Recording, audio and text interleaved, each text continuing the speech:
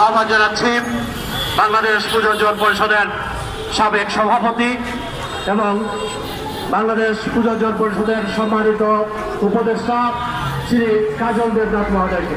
শ্রী কাজল দেবনাথ।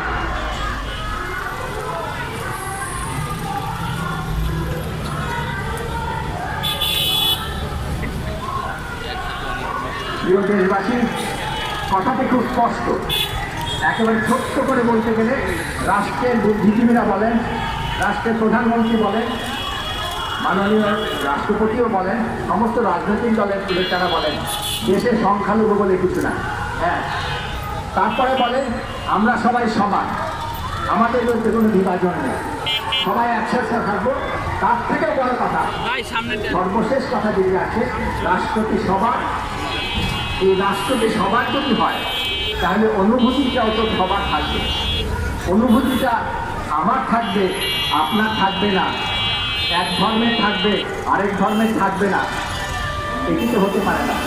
অনুভূতিটা, ধর্মীয় অনুভূতিতে প্রত্যেকের সমান অধিকার আছে। এটি একেবারে হৃদয়ের ব্যাপার।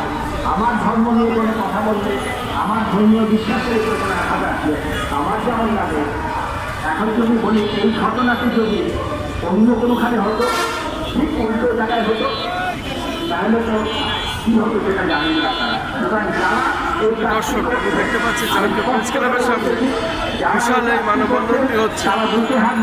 দেখতে পাচ্ছি মানববন্ধন জাতীয় প্রেস ক্লাবের সামনে হাজার হাজার বাংলাদেশ হিন্দু বৌদ্ধ খ্রিস্টান ঐক্য পরিষদ তারা এখানে এসেছেন দেখতে পাচ্ছি।